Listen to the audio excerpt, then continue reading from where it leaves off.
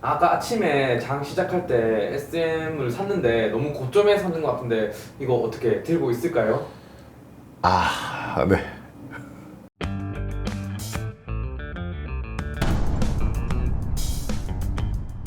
네, 안녕하십니까. 쩌나제일 채널의 신한금융투자 이호석 PB입니다.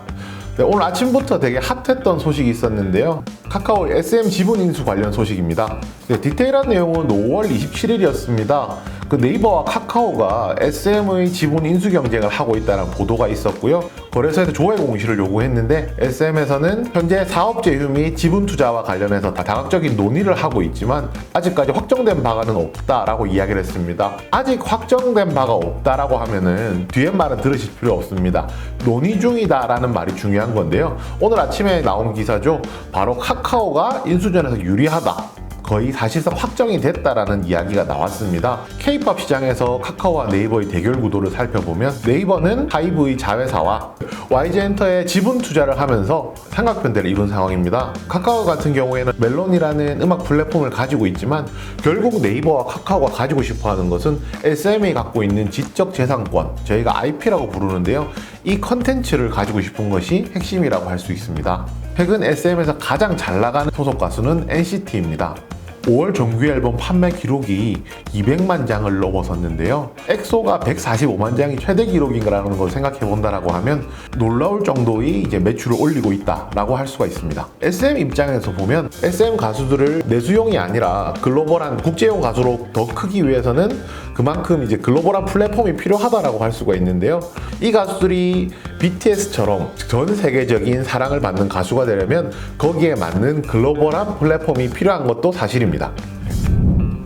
이번 지분 매각의 핵심 자체는 이수만 회장의 19% 지분이 카카오나 네이버로 넘어간다는 이야기인데요. 실질적으로 혜택을 보는 회사는 SMCNC나 SM라이프 디자인이 될 가능성이 많습니다. 그리고 이수만 회장의 지분이 넘어가는 거에 대해서 현재 긍정적인 요인도 있는데 SM에 있어서 긍정적인 요인도 있는데요. 이수만 회장이 라이크 기획이라는 회사를 가지고 있는데요. 한 1년에 100억 정도를 음원 자문료로 해서 그 자문 수수료로 넘어가고 있었습니다. 만약에 이수만 회장이 지분을 넘기게 된다면 이 라이크 뮤직과 거래를 할 필요가 없게 되는 건데요. 그렇게 된다면 1년에 100억 정도를 세이브할 수 있게 됐을 것입니다. 거기에 추가적으로 SM 같은 경우에 F&B 사업, 음식이라든지 음료 사업들로 진행하고 있는데요.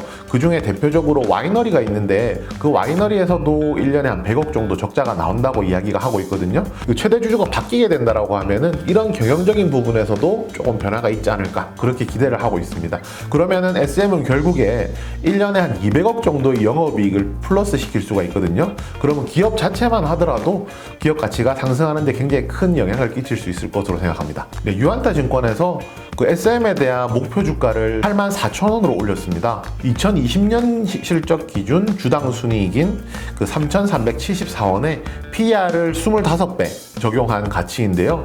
엔터 업계 4강 중에서 가장 핫한 회사죠. 그 하이브의 2020년 실적 기준 PER이 37배라는 것을 생각할 때 SM의 PER이 25배 적용했다는 것은 그렇게 과도한 수치는 아니거든요.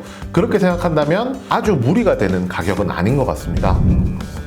네, 지금 롤러코스터를 타신 기분일 텐데요. 다른 걱정하지 마시고 카카오 벨트만 꽉 메고 있으시면 됩니다. 오늘 준비한 영상은 여기까지입니다. 모두 성투!